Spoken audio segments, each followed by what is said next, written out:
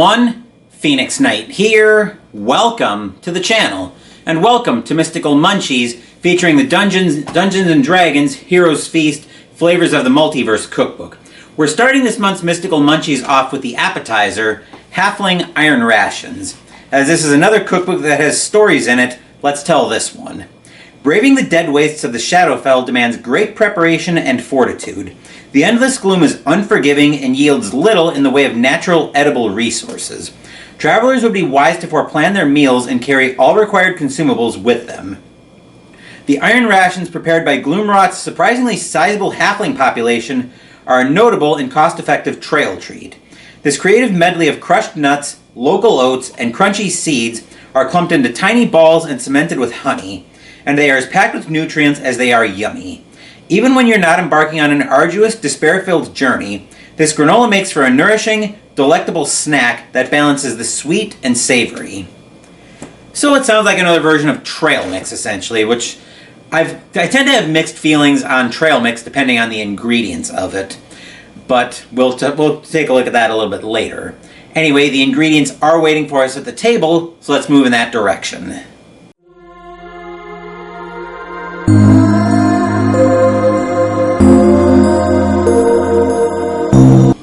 You might be able to see some flecks of paper in the shot. This is where I was sorting out another season of Stratomatic hockey yesterday. Once I get this tablecloth cleaned off, it is going through the laundry today. Anyway, to make the recipe, we need a cup of old-fashioned rolled oats, half a cup each of slivered almonds, coarsely chopped walnuts, and pepitas. 1.5 tablespoons each of flaxseed and sesame seed. It's hiding back there, but it is there. An egg white, 3 tablespoons of extra virgin olive oil, a teaspoon of W sauce. I've never been able to pronounce that sauce. Worcestershire is the best I can do, but even I know that's not right, so I just call it W sauce to make my life easier. 3 tablespoons of packed light brown sugar, a tablespoon of thyme, 1.5 teaspoons of kosher salt, 3/4 of a teaspoon each of freshly ground black pepper, paprika, garlic powder, and coriander, and a pinch of cayenne pepper. So with that, let's move into the kitchen and start putting this recipe together.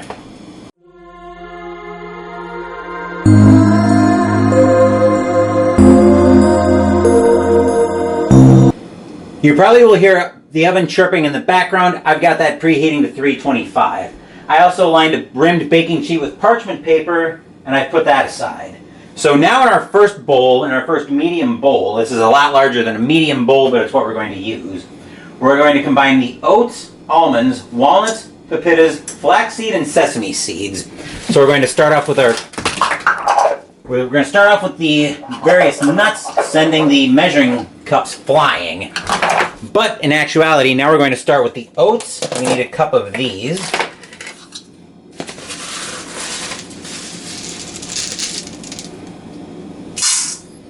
Okay.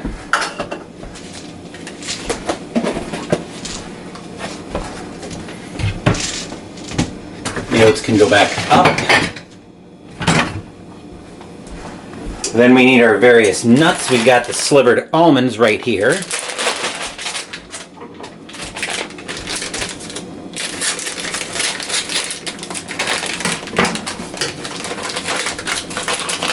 Half a cup of these.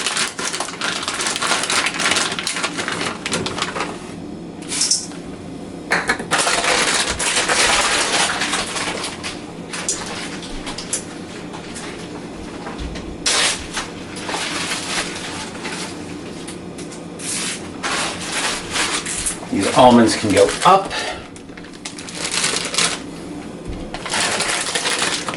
Walnut pieces.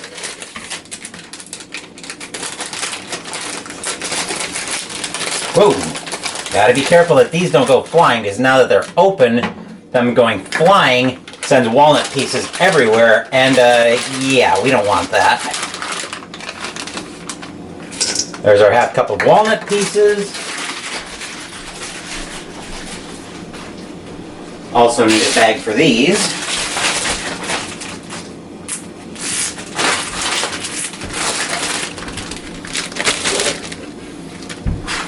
Half a cup of pepitas. Now, unlike these actually reseal. which is good for making my life easy, and we like life being easier on Mystical Munchies here.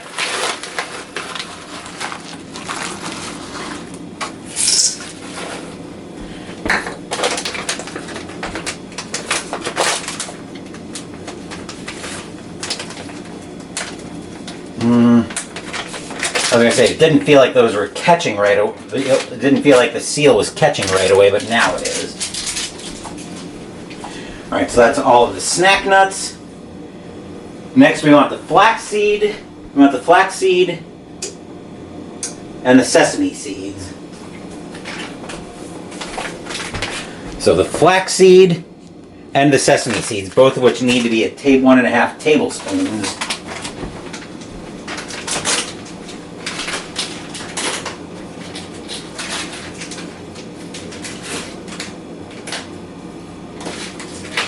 Which this is a very big container of flaxseed, so I know I've got way more than enough flaxseed for that. I'm not as sure about the sesame seeds though.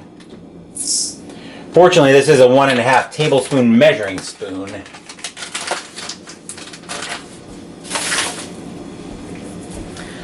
And the sesame seeds.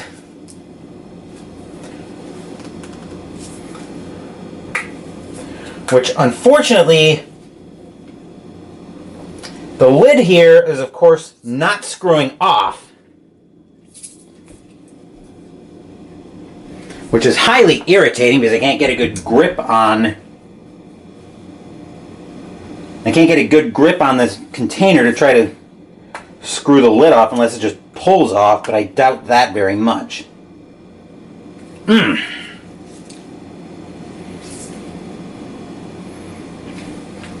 Alright, so I'm going to turn the camera off so I can fight with this. I will be right back. Right as I turn the camera back on, the oven comes up to temperature. And I had to put an oven mitt on just to get a grip on the lid for the sesame seeds. But let's see if we've got enough in here. Looks like we just barely do. So we can pour that in. Find the lid. And I'll screw this on not nearly as tight as they had it. In case I decide I want to make this recipe again, it's a lot easier to twist off that way. And the sesame seeds, and we'll give that a stir to mix.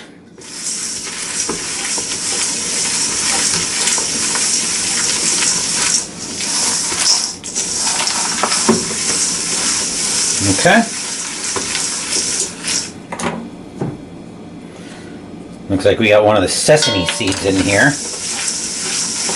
Okay. So there's the nut mixture compiled together. Now we'll bring our other mixing bowl into shot. And here's where we'll roughly put the wet ingredients together. So in this bowl, we want the egg white, which I was separating out right here.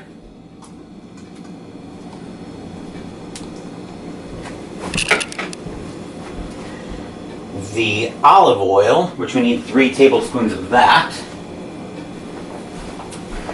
Our extra virgin olive oil.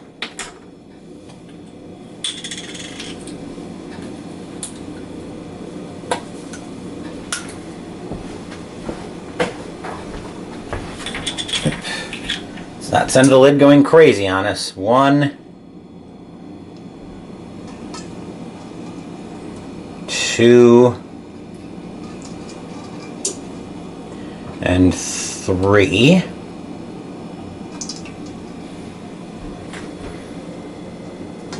I can go over toward the dishes.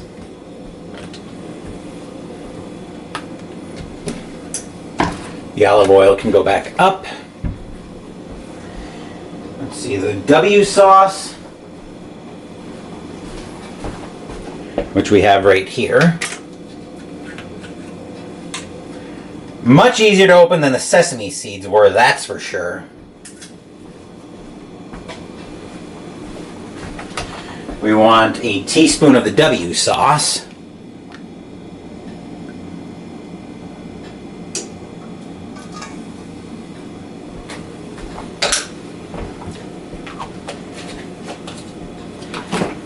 That can go in the fridge. 3 tablespoons of the light brown sugar. Hopefully I can get enough of this broken up so I can use it. I think we'll be fine. And I've got a 1.5 tablespoon measuring spoon over here that I'm using. That's a big clump though.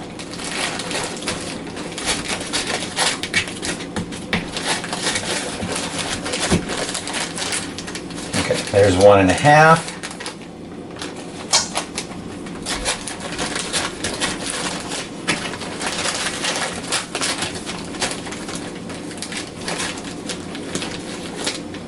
And 3. It's a little bit of a heaping 3, but I'm not too worried about that.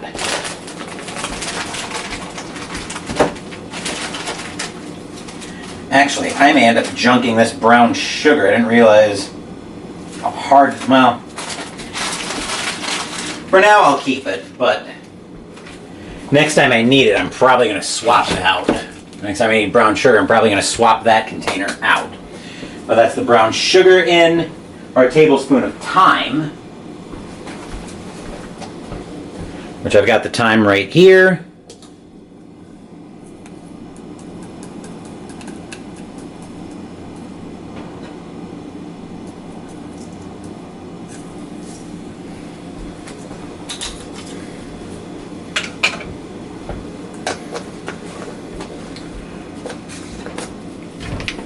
That can go back up.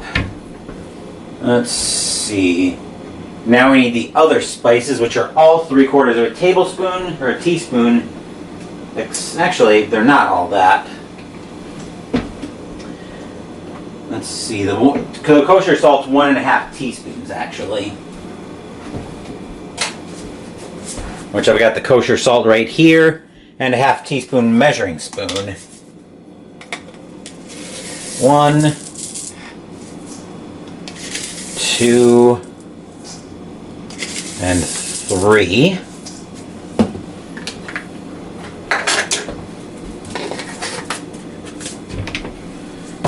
And now we want the other spices, which are all 3/4 of a teaspoon, except for the cayenne pepper. I don't think it really matters what order I grab these in, so I just grabbed the paprika first. 1, 2, and 3.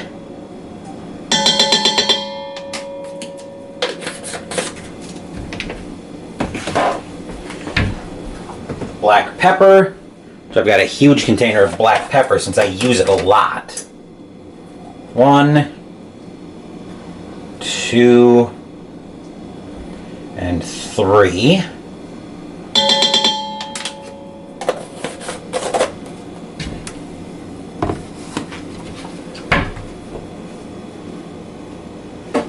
Grab the garlic powder next, which I'm going to need to open fresh. Fortunately, much easier to open than the sesame seeds were.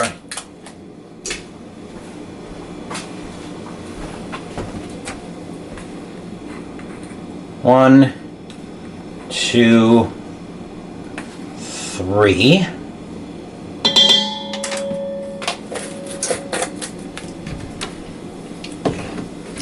And last but not least, the coriander.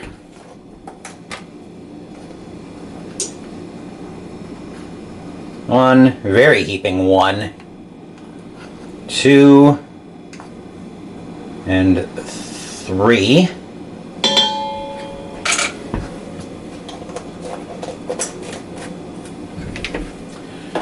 Okay.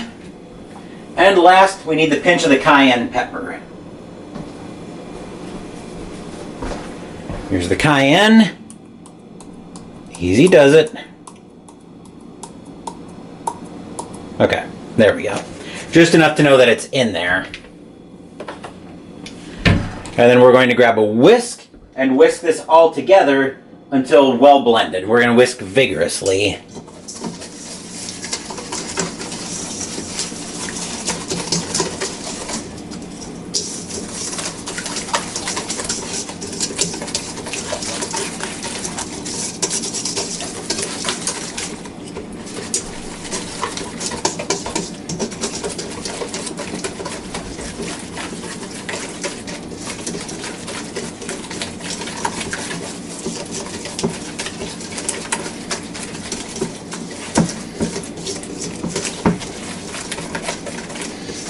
Definitely fragrant too.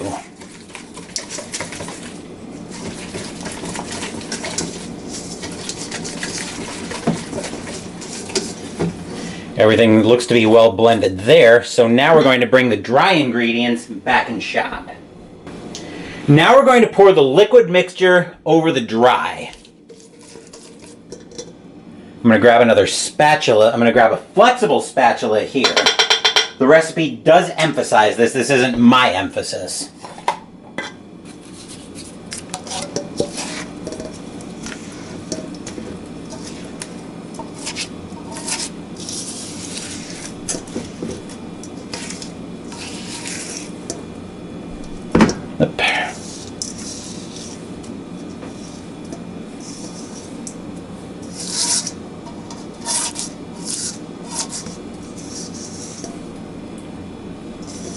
So we're going to get as much of the wet ingredients out as we can, which we've got that there. Then using this flexible spatula, we're going to fold and stir until all of the ingredients are well coated.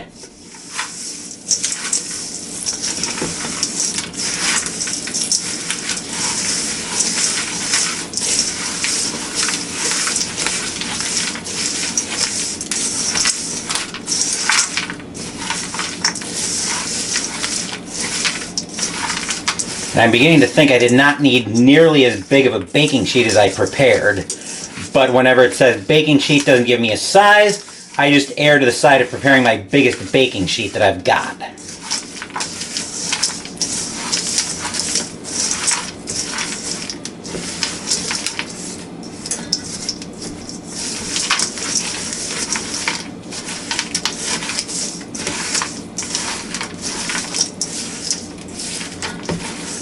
Okay.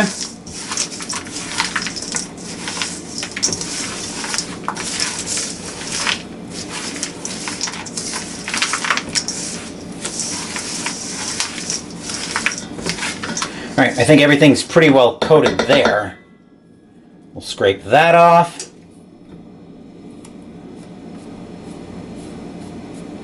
Okay.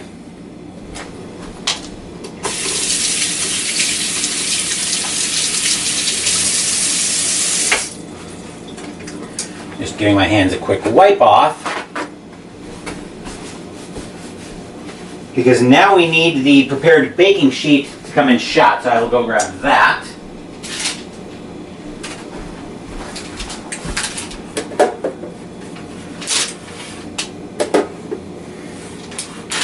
Hopefully the clips I had on here mean the parchment paper is going to hold it to the shape a little bit better.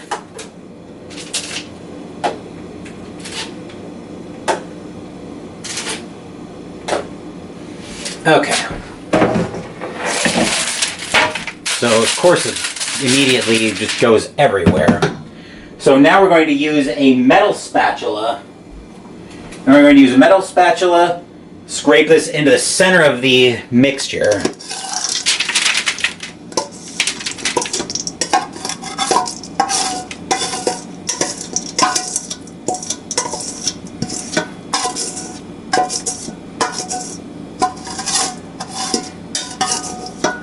Then we're going to use the metal spatula to spread the oat mixture over on the, to scrape it over into an even layer. So we're just going to spread that over. The oat mixture will stick. That won't be a problem here. Just scrape it off and keep going.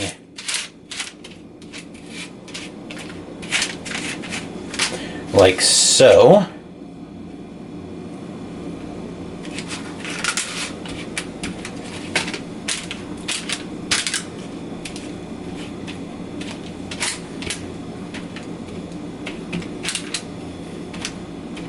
Okay, I think that's about as good as we're going to get that. So now what we're going to do here is there's a lot that's going to happen here. And I'm not going to turn the camera on for every single shot to explain what's going on. So I'm going to explain what I'm doing once, and then I'm just going to do it, and we'll come back when this comes out of the oven. Unless, actually I think there's another step where I am going to need it to come out. So we're going to bake the granola until it's golden brown in the center and a little darker around the edges. That should take about 25 minutes. I'll have to rotate the pan about halfway through. And then using the metal spatula, I'm going to turn the granola. At this point, it will break into shards, but try to keep the shards as large as possible. I'll have to redistribute the granola into an even layer and continue to bake it until it's deep golden brown, which will take another 5 minutes. Then I'll let the granola cool to room temperature on the baking sheet. So I will come back. Like I said, I'm not going to turn the camera back on to do all of that. I'm just going to put the granola in the oven and we'll let that cook. And then we'll come back when it's completely out of the oven. So putting the granola in. Setting the timer for 25 minutes. And we'll come back when that is completely out of the oven. Here's our first look at the granola as it's coming out of the oven. I've given it a little bit of time to cool.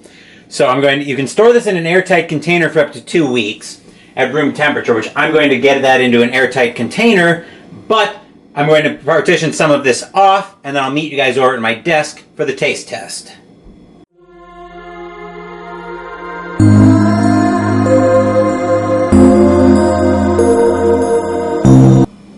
I've got some of the granola partitioned off here.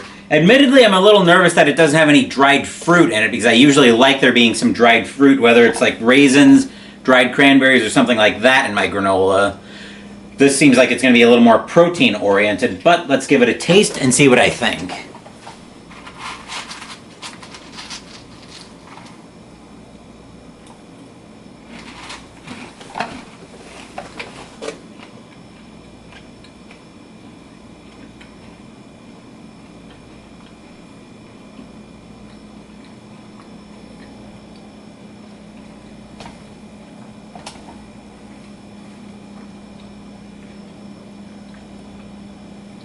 I do actually really like this recipe.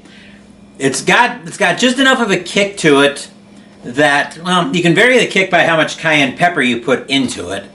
But I do think it's just missing the dried fruit.